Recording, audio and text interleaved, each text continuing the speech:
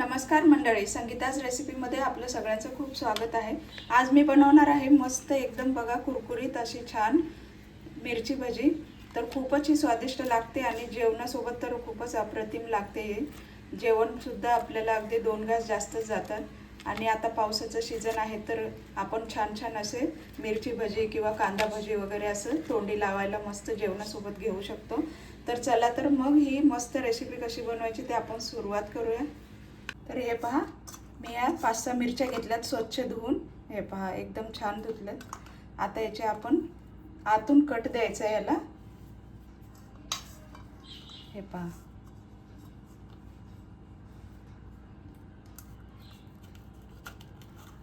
हे असे आतून चिरायचे आहेत आणि ह्याच्यातल्या बिया तुम्हाला हवं असेल तर तुम्ही काढू शकता। सगळ्या मिरच्यांना आतून असा काप लावून घ्यायचा आहे। सगळ्या मी मिरच्या कट करून घेतल्यात आणि जे निब्बर बिया होत्या कडक होत्या त्या मी काढून घेतल्यात। कवळ्या असतील तर मी काढल्या नाहीत। हे पहा, आता आपल्याला याच्यामध्ये थोडंसं असं मिठाचं बोट फक्त असं फिरवून घ्यायचं। मग त्यामुळे काय होतं, आतमध्ये अशा मस्त मिरच्या टेस्टी लागतात, आळणी लागत नाहीत थोडंसं। आणि हे थोडंसं राहिलंय ते असं वरती असं चोळून घेतलं तरी चालेल। हे पहा, असं व्यवस्थित लावून घ्यायचं। आता हे आपण ठेवून देऊ आणि पीठ भिजवून घेऊया। हे पहा, मी जराशी पसरट अशी प्लेट घेतली कारण मिरची व्यवस्थित बुडवता यावी म्हणून। तर मी हे 2 कप बेसन घेतलंय मी आणि त्याच्यात चवीपुरतं मीठ घालायचंय। थोडासा चिमूटभर सोडा घालायचा।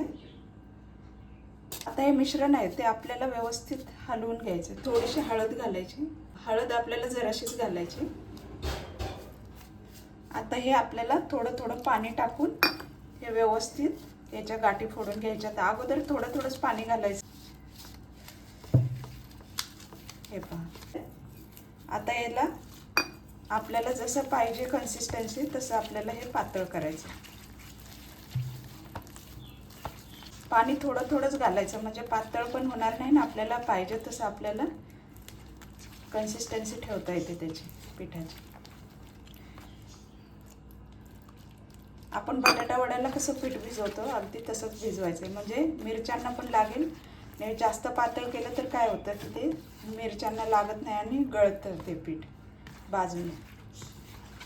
हे पहा, हे आपल्याला असं पीठ ठेवायचं म्हणजे काय होतं मिरचीला व्यवस्थित चिटकेल। तर आता हे ठेवूया आणि आता आपण गॅस चालू करूया, तेल गरम करायला ठेवू।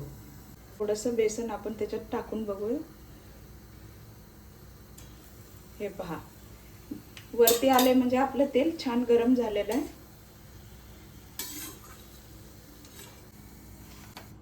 ही मिरची अशी बेसनमध्ये बुडवायची, दोन्हीकडून छान असं बेसन लावून घ्यायचं मिरचीला सगळीकडून। अशीच उचलून तेलामध्ये सोडायची। हे पहा, अशा आपण एक एक मिरच्या करून सोडूया। हे पहा,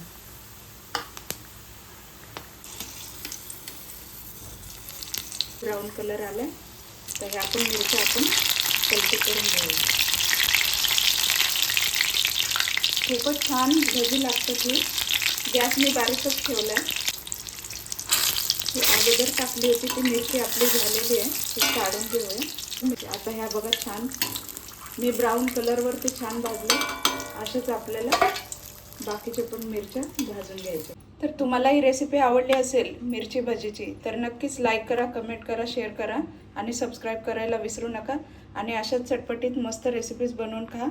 तर भेटूया पुढील रेसिपीमध्ये। थँक्यू।